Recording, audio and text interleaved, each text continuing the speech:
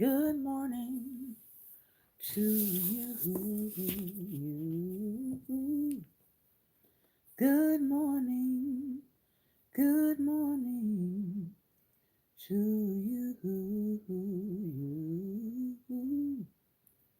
Good morning. Good morning. Won't you share with a friend or two? Good morning. Good morning to you. You. Good morning. Good morning to you.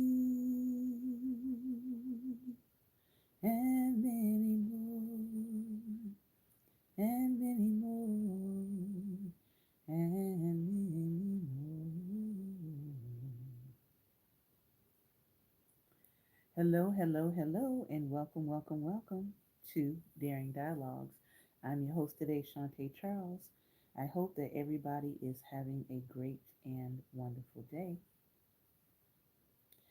It is Wednesday, and it is Relationship Wednesday, and so we are back in our reading. What are we reading? We are reading Set Boundaries, Find Peace, a guide to reclaiming yourself. I heard over the holidays that that was a very, very helpful book and tips that have been given. And then the other one is Drama Free, a guide to managing unhealthy family relationships. So today we are looking at Set Boundaries, Find Peace.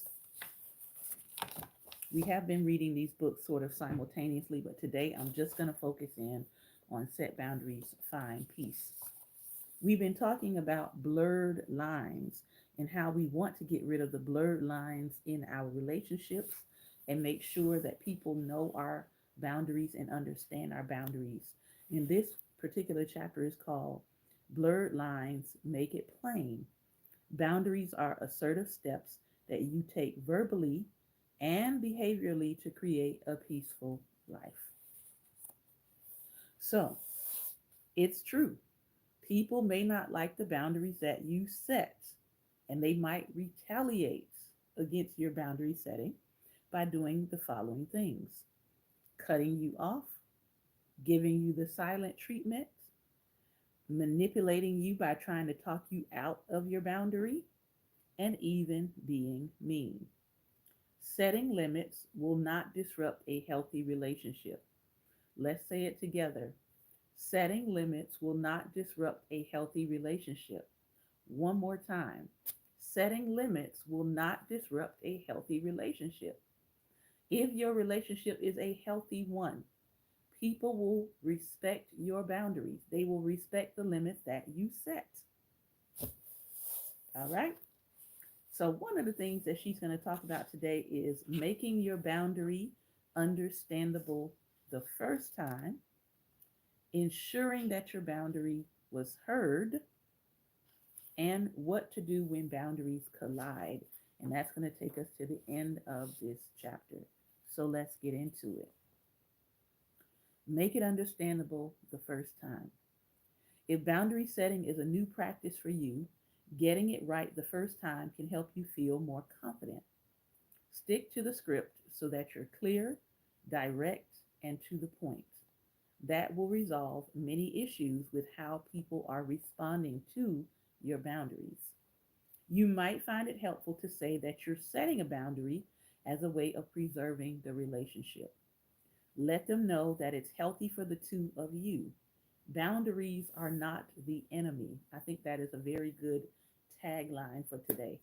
Boundaries are not the enemy. At first, Chloe, as we read about before, didn't honor the boundaries she was setting with her own brother. She slipped in and out of adherence because she felt guilty or didn't want to harm her relationship with her nieces and nephew. When we don't adhere to the limits we set with others, they won't either.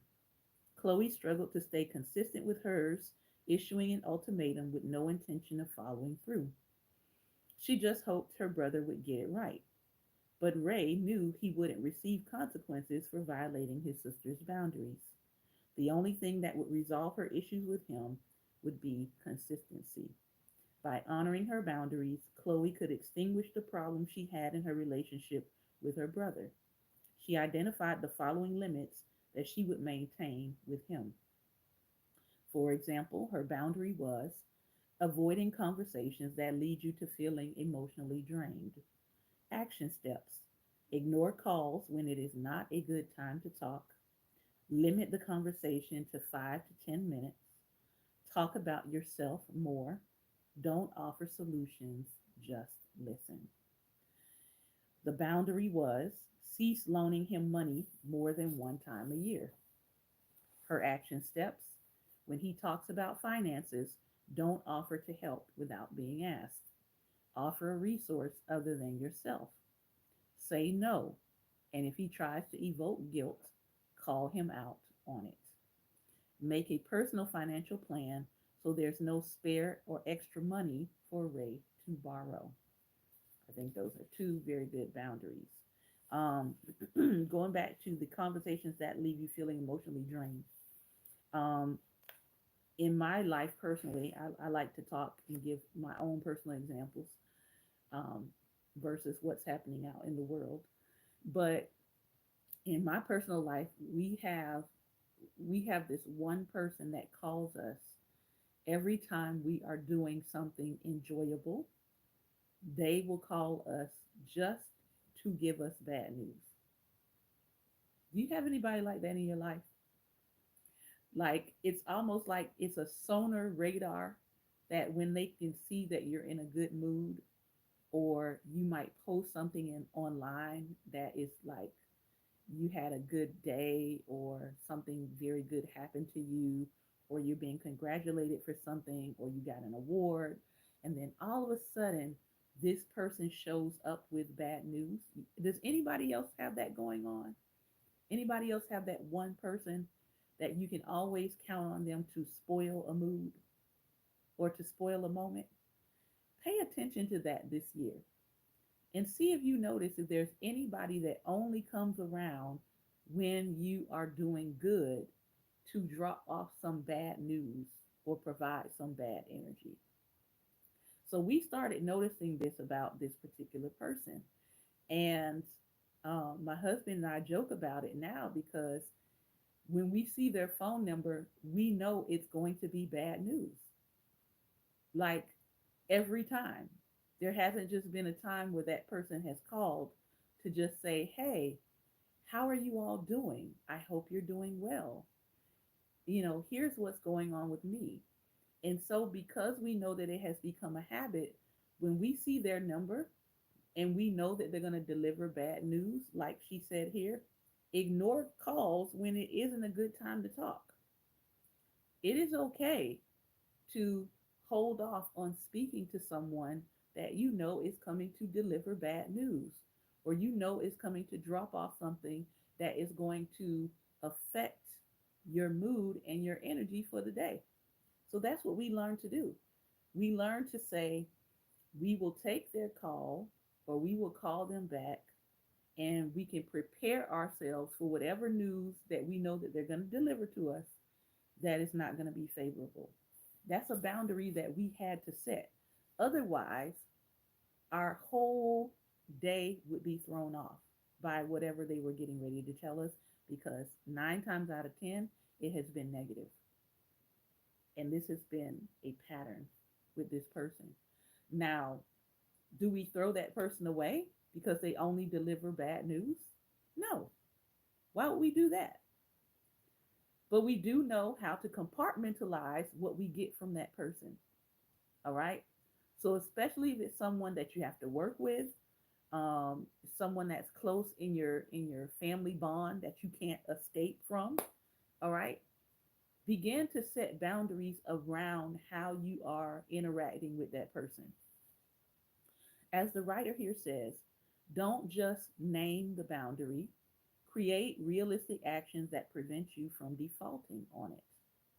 Sticking to your boundaries means creating new habits. In the book Atomic Habits, James Clear talks about the importance of making small changes to generate significant results. All big things come from small beginnings. The seed of every habit is a single tiny decision. But as that decision is repeated, a habit sprouts and grows stronger. Roots entrench themselves and branches grow. The task of breaking a bad habit is like uprooting a powerful oak within us. And the task of building a good habit is like cultivating a delicate flower one day at a time. So start small. You may not be ready to say no every time someone asks you to do something you don't want to do. Perhaps you could agree with yourself to say no half the time or say no to whatever bothers you the most. People may not recognize and adhere to your boundaries overnight, but with time, stating your expectations will become more natural to you and people will become aware of them. Also, instead of referring to yourself as someone who can't set boundaries, start calling yourself a boundaried person. Even if you don't believe it at first, you are who you say you are. Affirming yourself as who you want to be will keep you in the mindset of making changes to implement your boundaries consistently. And being that we're at the beginning and the top of the year, this is a good time to set some new boundaries. This is a good time to reiterate what your boundaries are. And this is also a good time to reinforce boundaries. Ensure that your boundary was heard. For the people in the back who pretend they don't hear you, practice saying something like this. Do you understand what I requested? Mhm. Can you refrain or reframe what I said in your own words? I like to say, now play it back for me. Just to make sure we're clear, I'd like to hear you confirm what I said. That will take away all of the guesswork as to whether or not that person actually heard and understood what your boundary is. Parents and teachers, yes, we do, practice this all the time with the question, what did you hear me say? Checking back is an important way to know that you heard it. It won't ensure that people will listen, but it will prevent them from saying they didn't hear or understand what you stated. Now, what do we do when boundaries collide? Sasha and Tony were dating for 2 years when they started having heated arguments about issues related to their extended families. Tony saw Sasha's mom as rude and overbearing, and after too many power struggles, Tony vowed to maintain her distance. Sasha was family oriented and wanted her partner to have a close relationship with her family. While she knew her mother was overbearing at times, she accepted her mom for who she was and didn't believe the behavior needed to be addressed. What you want and what another person wants can sometimes be in opposite directions. For instance, Sasha wanted her partner to have a close relationship with her mother, while Tony wanted distance from her. In cases like this, ask yourself, is there any way to meet each other's boundaries halfway in a compromise? Do either of the boundaries negatively impact the relationship? And if so, how? Are you setting a boundary in retaliation for someone setting a limit with you? What are you willing to do to make sure your needs are met? In this case, compromising meant accepting that her partner would be cordial but not close to her mother. For Tony, it meant limiting the amount of time she would spend with the mother while advocating for herself. Over time, this arrangement did not work, and they decided to part ways. In romantic relationships, your partner may not always agree with how you handle family. When two people have colliding boundaries, it's essential to communicate clearly with one another and determine what compromises, if any, can be made. Ideally, both parties will give a little rather than one party simply giving in. Perhaps they could have worked toward developing a relationship and communicating concerns, but it did not work out in this relationship. Sometimes the compromise doesn't work, and both parties have to agree to maintain separate boundaries and accept each other's stance on the matter. In this chapter, we identified some blurred boundaries and problems that can arise when we are not clear. Ultimatums are typically seen as a negative in relationships, and boundaries are not walls.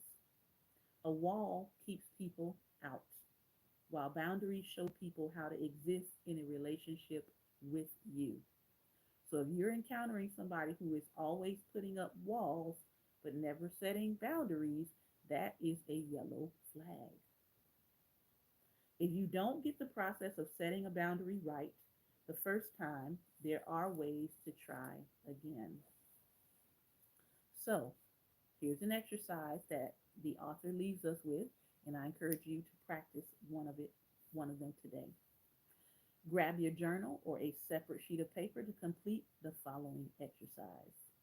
Draw two vertical lines and make three columns. In column one, write a boundary you want to implement. In column two, write two actions to help you implement and follow up on your boundary. In column three, name a consequence that you can implement if your boundary is not honored. You can use this as a visual and mental guide when executing and following through on your boundaries. Now, next week, we'll start chapter 8, which is going to be a very, very powerful chapter talking about trauma and boundaries. Many of us have been dealing with trauma, whether that is trauma from your own personal life, whether that is the current trauma that's happening in our country, whether that is trauma from a recent incident or disaster, as we are seeing in LA. So, we're talking next week about trauma and boundaries. All right. This has been another episode of Daring Dialogues, and I want to thank you for your time and attention. If you want to participate in our talkback, that's happening right now on Instagram at Daring Dialogues. You can meet us over there and join us for part two of this conversation. If you don't join us, hopefully we'll see you on tomorrow.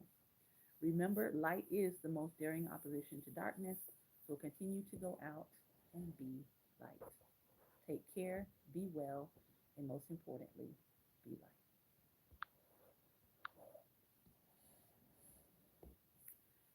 All right.